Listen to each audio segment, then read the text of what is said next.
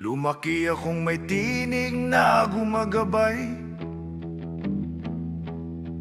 may kamay na umaalalay, at bawat paalala ni inay at itay. Anak, rumespeto ka sa oras, sa salita, sa iba at sa buhay. Doon nagsimula ang aral na hindi ko malilimutan. Tinuruan akong magmano, makinig bago sumagot, umunawa bago magreklamo. Hindi man perpekto ang bawat araw, ramdam ko naman lagi ang respeto, hindi lang salita, pamamaraan ito ng pagpapalaki. May araw na madali, may araw na mahirap, pero lagi kong baon ang aral. Kung ginagalang mo ang magulang mo, matututunan mong igalang ang mundo. At habang lumalaki ako, doon ko nakita ang anyo ng respeto sa loob ng bahay, ang magiging anyo ng pagtrato ko sa sarili at sa iba.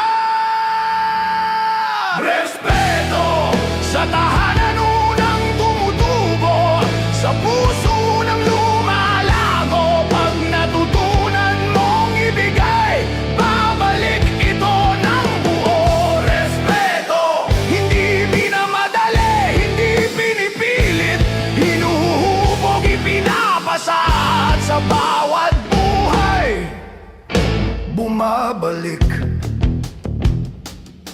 Ngayon ako naman ang naglalakad sa mundong magulo. Dala-dala ko pa rin yung aral na tahimik na itinanim sa akin. Hindi ako perpekto, pero sinisikap ko araw-araw. Kung paano ako hinubog, ganon din ako makitungo.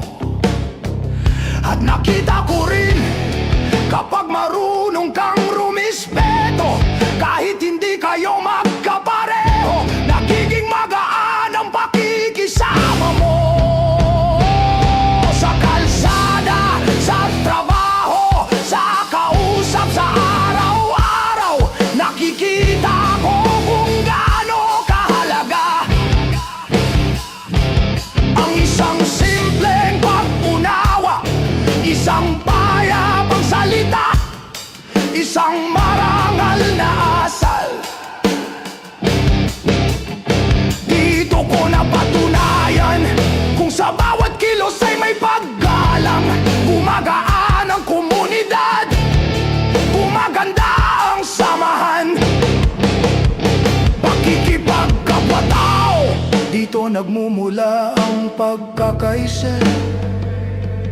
At pagdating sa mga namumuno, mas malinaw ang aral. Ang tunay na respeto, hindi hinihingi, nakukuha sa tapat na paglilingkod. Kapag iginagalang ng pinuno ang taong bayan, kusang nagbabalik ang paggalang ng sambayanan.